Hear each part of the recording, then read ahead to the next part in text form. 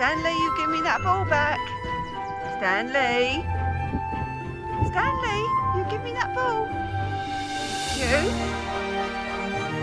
Thank you. Hey, Stanley, you give me that ball. Thank you.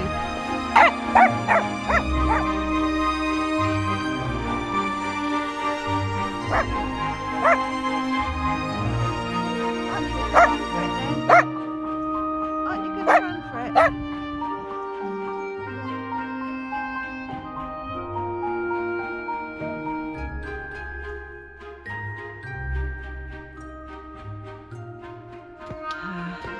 Our next job will be getting rid of this shed and moving this metal one.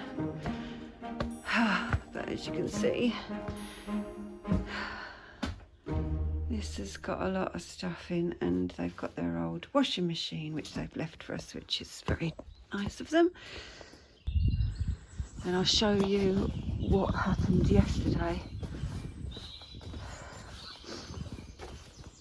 So I think there was a big, I don't know what it was, I don't know if it was an ash. There was a tree here that's getting in the way of the Skylink. So when the Skylink goes up on the roof there, this tree was blocking the signal. And it's also the stump of it, if you can see there. This stump here is right next to the drain, sewer drain, so that's not going to be good. So that had to come out. And then we've got to put a dog-proof fence along this side because the sheep can be seen by the dogs, and although we don't think they can get out, it just makes Barney going into a frenzy. So we had Andrew cut all these overhanging branches off so that we can run the fence along there. It's a bit of a difficult fence line because we're putting in concrete posts and 3-foot high feather edge because we don't want to block the view. We just want to stop Barney seeing the sheep because they're often in the farmer's field here.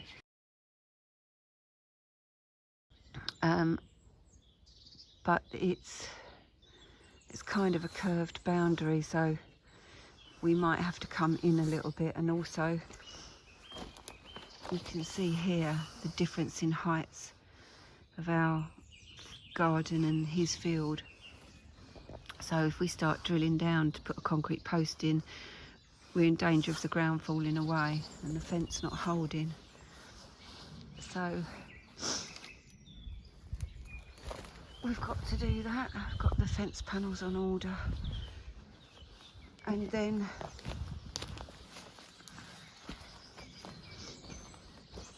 so you can see the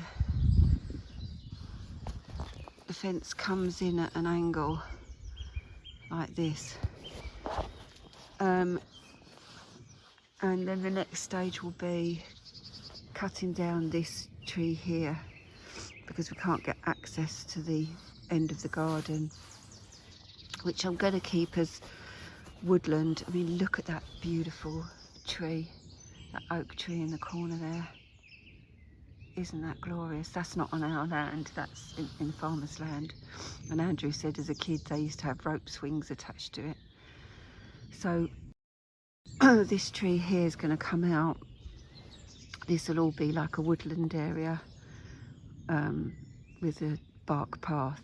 But I'm going to plant as many daffodils, bluebells, crocuses as I can, so that it'll be a carpet of spring bulbs in next year. So this larch is coming out. This silver birch here is staying. And then there's 2 more larch there that are going to come down. And then that will open all that area out. And it leads into a wooded area here. But it's so dense and covered in brambles that we don't really know what's in it. So we want to open that up and see what we've actually got there, and that would be a beautiful woodland walk. But look at that oak tree, isn't that glorious? The spread on it is amazing. So that's that, and then I've got the difficult and laborious job of moving this greenhouse. So that's going to come out of the garden and go over in the first field there with the veg patches.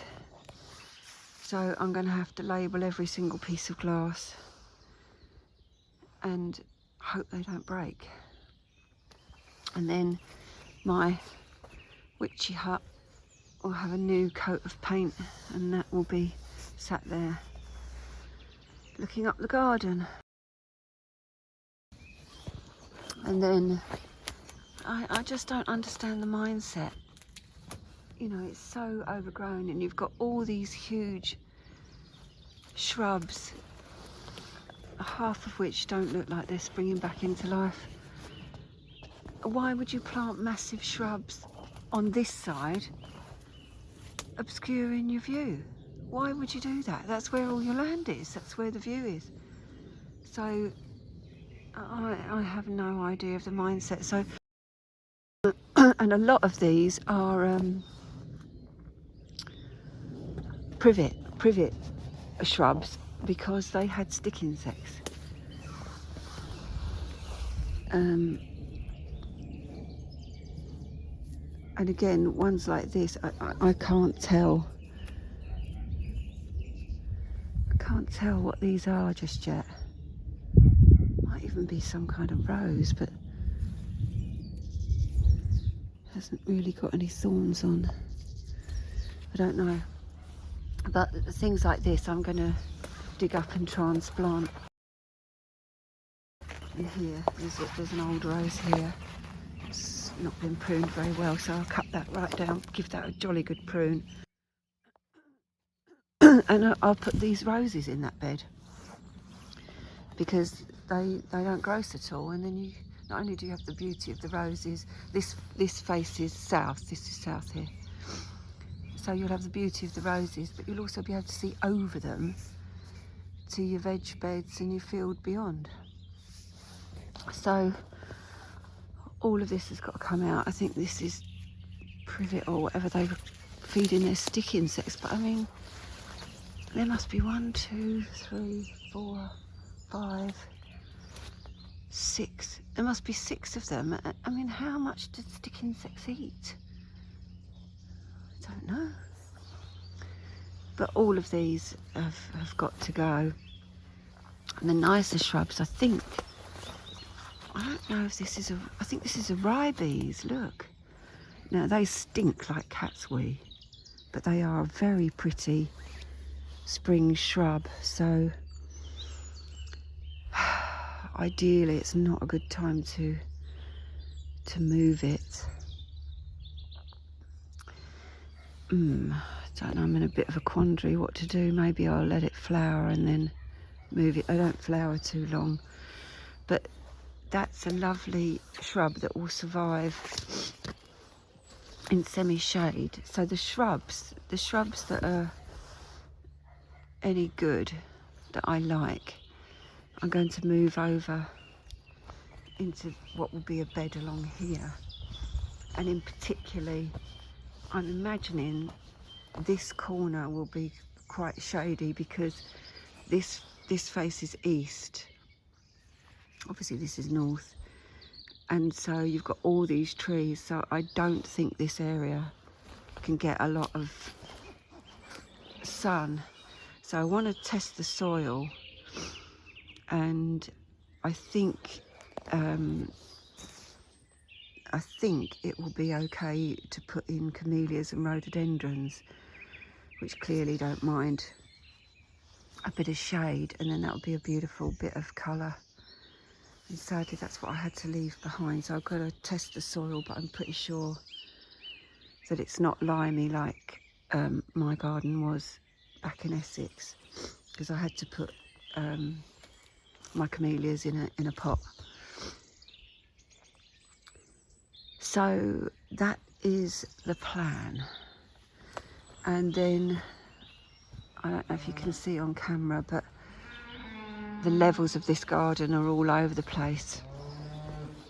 And the centre part, we are going to lawn, because it's just nicer for the dogs to come out and do their business out on a bit of lawn. So this first area here is the levelest part, so we're going to level that out. It dips here where there's been a path, and it obviously falls away at the boundary. So we're going to terrace that, and then there'll be another grassed section here, another terrace about here, sort of here, and then your final grass section there before it falls away into the woodland area. But we had all of these trees cut down in the front. That's the first stage of digging out for the driveway, and the amount of light that it's let into the house is absolutely gorgeous. And on a sunny evening you can just see the sun setting over there behind the trees, and there's shards of sunlight now coming into the lounge where there was nothing. It felt like the earth was swallowing us up. So this is the back of the house. I don't think you can see, you can't get the scale of it, but all of this is being dug out, and I would say it's almost to waist height. In that top corner there, that's where it's at its highest. It's a good old Selwyn's coming back over the next week or so to do that.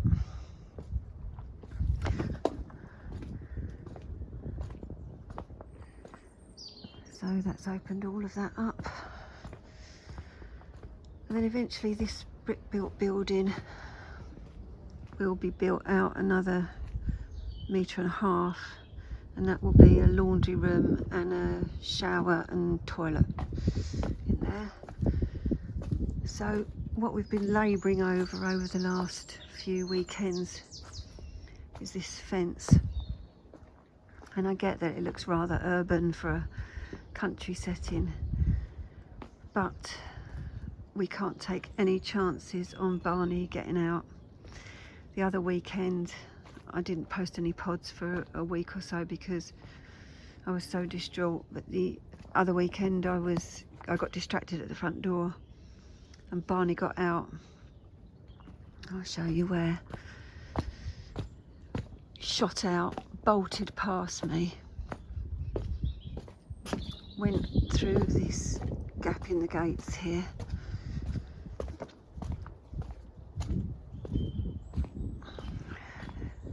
just here, squeezed his little fat body through that hole, shot up there and into that field with all the sheep, and he ran round and round and round. We couldn't get hold of him. Then he ran along, and there's a place where you can get down onto the yard here, and then he bolted down into the top field. You can just see through the trees there, and was running round terrorising the sheep, and they're all very heavily pregnant, and the farming family were absolutely furious, to say the least, and quite rightly so. And apparently if the dad farmer had been here, he'd have shot him.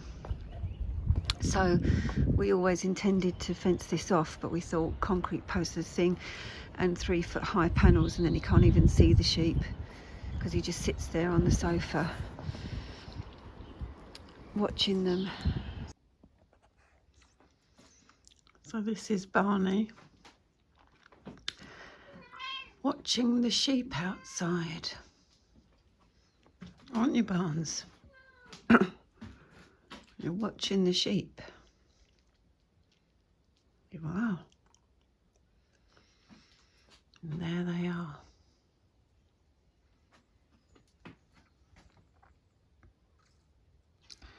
And he sits there ages just watching them.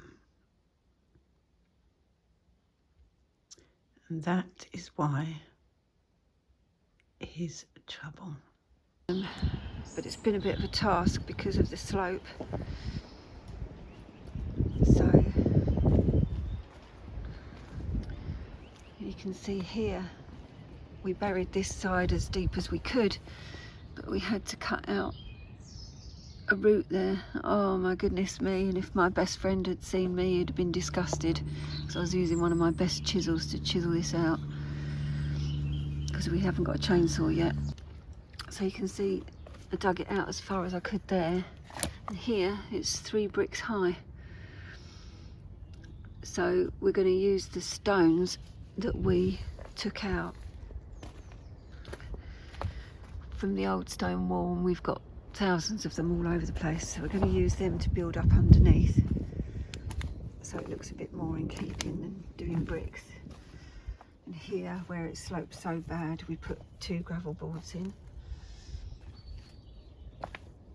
and we've got just this last, we've dug out the post, but we've got this last panel, there's the post holder. We've got this last panel to do of this part, and then, oh goodness me, and there's a fence here, so we'll keep that for the time being. And then the next stage will be fencing all the way down this side, which is about the same length again to that tree there and along the bottom, and then up this side. The greenhouse here is going to be moved, and then picket fence like this will be all along this boundary here, with a gravel board at the bottom, so hopefully that will stop Barney getting out, because we just cannot afford for him to get out again. We've healed our relationship with the family. I felt terrible, they felt terrible.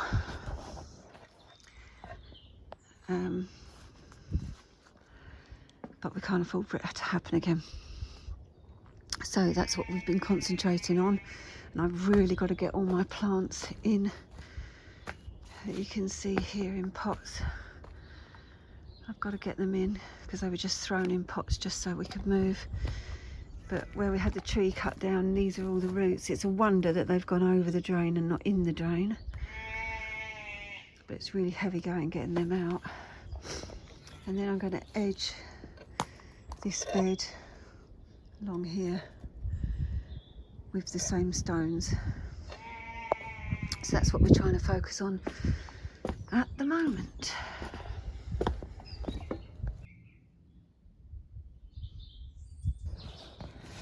Today I'm making a start on these wooded shrubs. This one's beginning to sprout, which is a shame, but they need to go. So I've got my work cut out for me. I'm starting here, and we'll see how far we get. I don't know if any of you know what this is. I thought it might be some kind of berberis, but it's too tall. But it's very, very spiteful.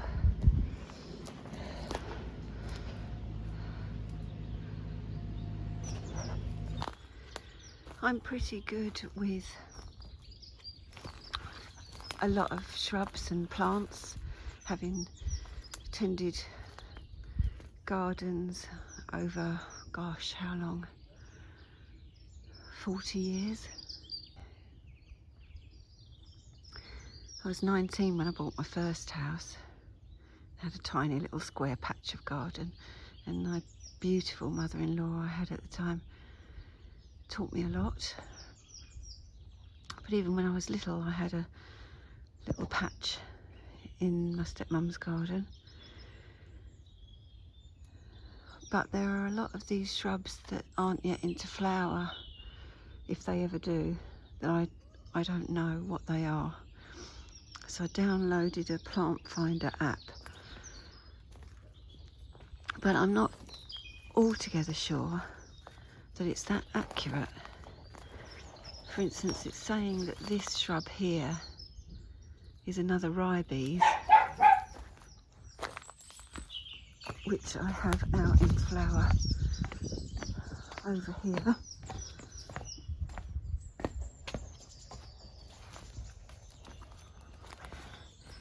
And although the leaf is very similar, I'm not sure it's the same. And this is well into flower now, so I can't understand why, if this is a ribes, that wouldn't be in flower. Anyway, most of these shrubs will be dug up and not many of them will be retransplanted because I need to get my roses in, otherwise they're going to suffer. And so I'm trying to make a bed along this side. So that's what I'm doing today. I'm clearing all these shrubs here along this boundary. I'm sitting on what we call the shack in the second field, and that is the view.